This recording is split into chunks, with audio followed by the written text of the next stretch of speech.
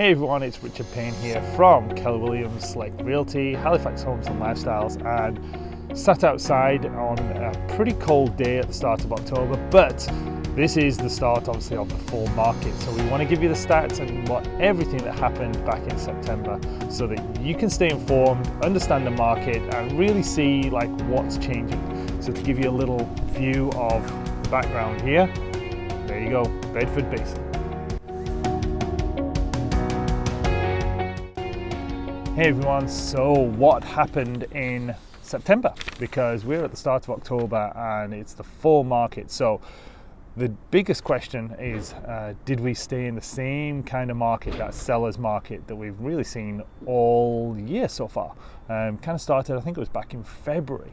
So we're in October now and the answer is yes. So let's have a quick look at some of the numbers. So the months of inventory were 3.4 months of inventory.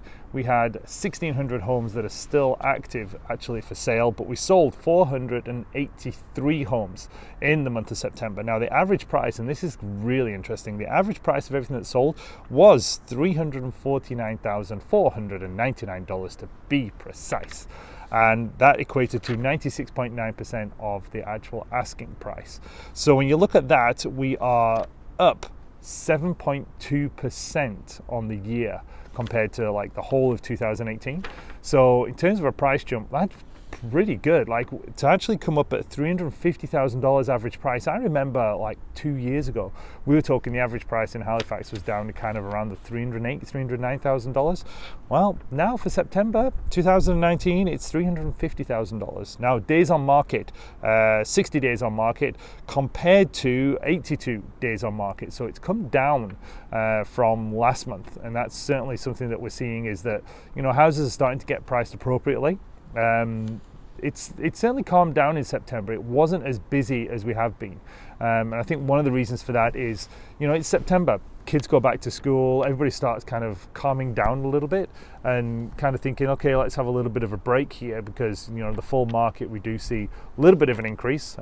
Slows down certainly November, December, January because it gets cold, it gets snowy, and people start taking a little bit of a break as we get into Christmas time, especially. So, you know, that's what I'm expecting to see. There was a little bit of an increase, obviously, from the previous month in September. So September was 3.4 months, the previous month was 2.1 months. So, you know, it has crept up a little bit. But here's the interesting thing. When I look at the sales to new listing ratio, we were at 156%. So sold 483. That meant that only around about 320 were new listings added to the market in September. So that's the slowdown. And imagine if there were still like the same amount of listings to sales, like more in the 90% range, then chances are we would have had a lot more active homes versus the ones that we sold, would have meant an increase in the months of inventory that we got on the market. So what happened is we didn't list as much in September.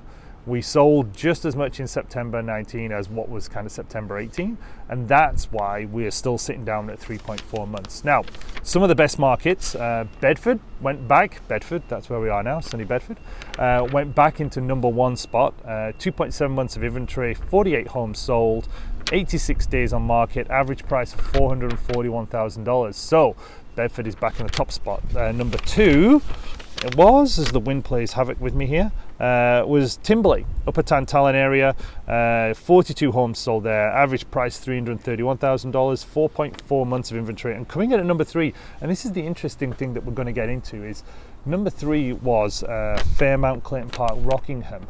Now their average price point was $427,000, 36 homes sold, 3.1 months of inventory. And I had a little bit of an extra dig into this because it's shown up now for about the past 4 months of Fairmount Clayton Park, Rockingham, to see exactly what's going on. And excuse me, it's basically coming down to the new homes that are being built kind of just off Starboard area, just off Larry Utech, which has kind of crossed over the boundary. Instead of it being Bedford, excuse me, it's crossed over into that kind of Area 5 MLS district, which is Fairmount, Clayton Park, Rockingham. There's a little bit of stuff going on in Clayton Park, but a lot of it is kind of further north, just on the border of what we would call Bedford.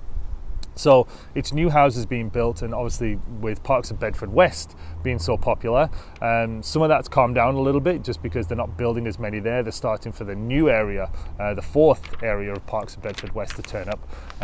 We'll kind of give you an idea on that when we get some details, because that's going to start in the new year.